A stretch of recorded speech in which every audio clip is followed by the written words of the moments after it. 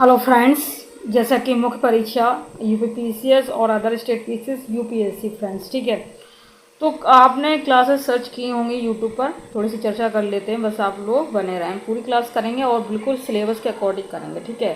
काफ़ी सारी class search करने के बावजूद भी सिलेबस के अकॉर्डिंग क्लास नहीं मिली है यूट्यूब पर मुझे हिंदी मीडियम में। ये प्रयास मेरा रहेगा कि सिलेबस के अकॉर्डिंग हम यहाँ पर सिलेबस के अकॉर्डिंग क्लासेस कराएं और क्लासेस कंप्लीट करने के बाद आपका पूरा सिलेबस कंप्लीट हो जाएगा और साथ में आप प्रश्न को भी हल करेंगे। क्या शाम के 4-5 बजे के टाइम पर मेरी क्लास आती रहती है।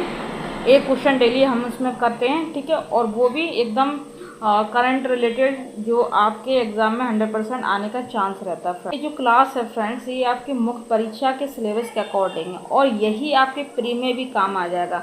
अगर आप ये क्लास कर रहे हैं तो ये जो नोट्स बनाएंगे ये आपके प्री एग्ज़ाम के लिए भी और मेन एग्ज़ाम के लिए, मेन एग्ज़ाम प्री एग्ज़ाम दोनों के लिए बेस्ट रहेगा, दोनों के लिए हेल्पफुल रहेगा और आपको बार बार कोई क्लासेस भी नहीं देखनी पड़ेगी, बार बार कोई नोट्स भी नहीं बनाने पड़ेंगे। चलिए स्टार्ट कर लेते हैं। स्किप नहीं किया हो, मेरी पूरी बात को सुना हो और क्लास का आनंद ले रहे हो आप। चलिए, भारतीय कला एवं संस्कृति देखिए। जब से आदिकालीन मानव ने अपने लिए आश्रय का निर्माण करना प्रारंभ किया, तभी से भारतीय स्थापत्य कला का विकास प्रारंभ हो गया। अतः भारतीय वास्तुकला का इतिहास अत्यधिक प्राचीन है फ्रेंड्स।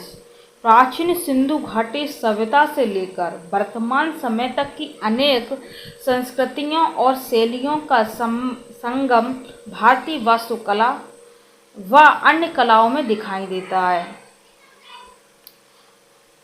आर्किटेक्चर अर्थात वास्तुकला शब्द की उत्पत्ति लैटिन शब्द टेक्टन से हुई है, जिसका शाब्दिक अर्थ निर्माता है। वास्तव में वास्तुकला भवनों के डिजाइन तथा निर्माण से संबंधित होती है तथा इसके निर्माण हेतु विभिन्न प्रकार की सामग्रियों का प्रयोग किया जाता है। अब यहाँ प्रश्न उठता है कि वास्तुकला से क्या अभिप्राय है। भारत की प्राचीन वास्तुकला की प्रमुख विशेषताएं कौन कौन सी हैं पढ़ा रहे हैं। इसके बाद इससे संबंधित जो प्रश्न आया उसको भी हल करेंगे। मध्यकालीन वास्तुकला के विकास में सल्तनत काल तथा मुगल काल का योगदान किन रूप में दिखाई पड़ता है। जैसे कि ये प्रश्न चिन्ह लिख कर आ रहा है ना, बाई चांस इस तरीके से प्रश्न भी पूछ लिया जाए तो आप किस तरह से हल करोगे ना। ताजमहल का निर्माण मुगल काल की स्थापत्य कला का विशेष उदाहरण प्रस्तुत करता है। इसके अलावा आधुनिक काल की स्थापत्य कला की प्रमुख विशेषताओं का उदाहरण कौन कौन से हैं फ्रेंड्स, सोचिए, विचार करिए और आगे देख लेते हैं हम लोग। देखिए वास्तुकला, अब आप समझे इसको, प्राचीन काल, मध्यकाल और आधुनिक काल, ठीक है, इस तरीके से आपका सिलेबस में। और फिर आप यहाँ पर समझेंगे प्राचीन काल को समझेंगे पहले हम नंबर पर, ठीक है, प्राचीन वास्तुकला को समझेंगे, ठीक है। हड़प्पा आ जाता है, मौर्य आ जाता है, बौद्ध वास्तुकला आ जाती है, गुप्त मंदिर वास्तुकला आ जाती है, दक्षिण भारतीय आ जाता है, ठीक है। अब जो इतने आपको दिख रहे हैं इनसे संबंधित प्रश्न बनते हैं फ्रेंड्स। अब एक एक करके डिटेल में समझेंगे हड़प्पा कालीन वास्तुकला को, ठीक है। चलिए, हड़प्पा कालीन वास्तुकला, पहला पॉइंट देखिए। हड़प्पा वास्तुकला के उत्कृष्ट उदाहरण यहाँ की नगर नियोजन व्यवस्था में स्पष्ट तौर पर देखे जा सकते हैं। भारतीय इतिहास में नगरों का प्रादुर्भाव सर्वप्रथम सेदव सभ्यता में हुआ फ्रेंड्स। सिंधु सभ्यता प्राचीन भारत ही नहीं अपितु विश्व की एक महत्वपूर्ण सभ्यता है। 1921 में इस सभ्यता के महत्वपूर्ण प्रतिनिधि स्थल हड़प्पा की खोज हुई थी। यह सभ्यता भारतीय उपमहाद्वीप के पश्चिमी भाग में विस्तृत थी, ठीक है। इस तरीके से अपनी समकालीन सुमेरियन, बेबीलोनियन व मिस्र की सभ्यताओं की तुलना में अधिक उन्नत इस सभ्यता का पक्ष उसकी कला व नगर नियोजन से संबंधित है। जैसे कि यहाँ पर सुमेरियन सभ्यता थी, बेबीलोन थी, मिस्र की थी, उन सबसे अच्छी थी हड़प्पा सभ्यता, ठीक है। और किस लिए थी? अपनी नगर नियोजन से संबंधित व्यवस्था के लिए, ठीक है। चलिए आगे देखते हैं। सैदव स्थापत्य कला की समरूपता लगभग सभी सैदव नगरों में कुछ स्थानीय विभेदों के साथ देखी जा सकती है। अब देखते हैं प्रमुख विशेषताएं।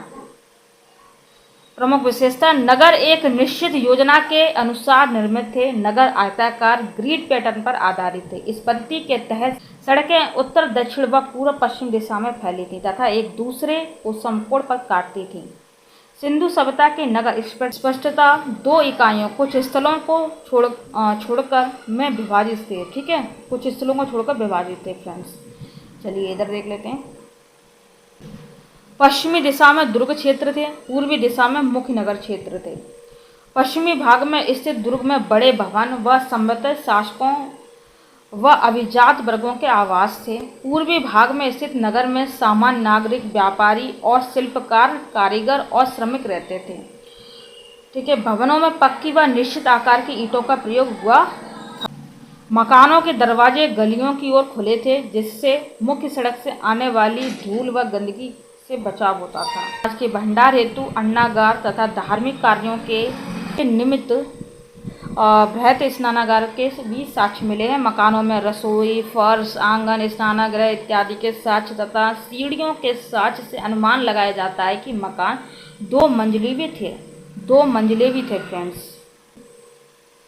जलमल के निकास हेतु विकसित अपवाह प्रणाली सिंधु सभ्यता की एक अद्वितीय विशेषता है। घर के गंदे पानी की निकासी के लिए ढकी नालियाँ बनाई गई थी। वे इन्हें मुख्य नाले से जोड़कर गंदे पानी की निकासी की जाती थी।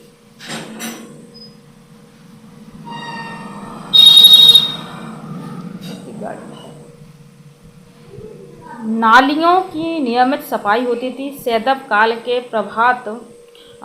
के प्रभाव बृहत स्नानागार तथा अन्नागार में भी देखे जा सकते हैं। इस तरह से कि मैंने ये क्लास बनाई थी और इतना मैंने आपको बता दिया। अब इससे संबंधित हम प्रश्न लेके आएंगे। ये वीडियो काफ़ी छोटा रहा, लेकिन इससे आपको समझ में आ गया होगा कि किस तरीके से आपको नोट्स बनाने। जैसे कि मैंने ये पॉइंट बताए हैं, छोटे छोटे पॉइंट बताए, इससे ऊपर मैंने आपको पॉइंट बताए थे।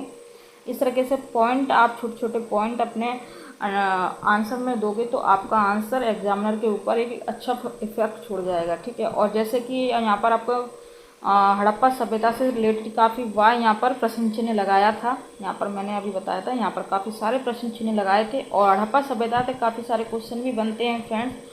और जैसे कि मैंने यहाँ पर हड़प्पा से संबंधित यहाँ पर आपको बताया और संबंधित क्वेश्चन पूछा और आपने इस तरीके से फैक्ट्स डाल दिए तो वो इतना अच्छा आपका आंसर बनेगा कि आप सोच नहीं सकते। आपको 8 में से 6 नंबर एग्जामिनर दे ही देगा, 7 नंबर दे ही देगा। और बाकी आपने अगर टॉपर्स के बारे में सोचा होगा, काफ़ी सारी कॉपी देखी होंगे तो उनको 2, 3, 4, 5, 6 नंबर देता है, 4, 5 नंबर देता है, इससे आगे नहीं देता है नंबर। ठीक है, तो ये बहुत अच्छी क्लास रही और थोड़ा सा फैक्ट्स और लेके आएंगे कुछ अलग कि बाकियों से नंबर कैसे ज़्यादा बढ़ें। ठीक है, और प्रश्न हम सारे सॉल्व कराएंगे, जितने भी पेपर हुए हैं PYQ उनको भी हम सॉल्व कराएंगे। ठीक है फ्रेंड्स, तो आप लोग बने रहें। जो भी आपका डाउट है आप कमेंट्स बॉक्स में बताएं।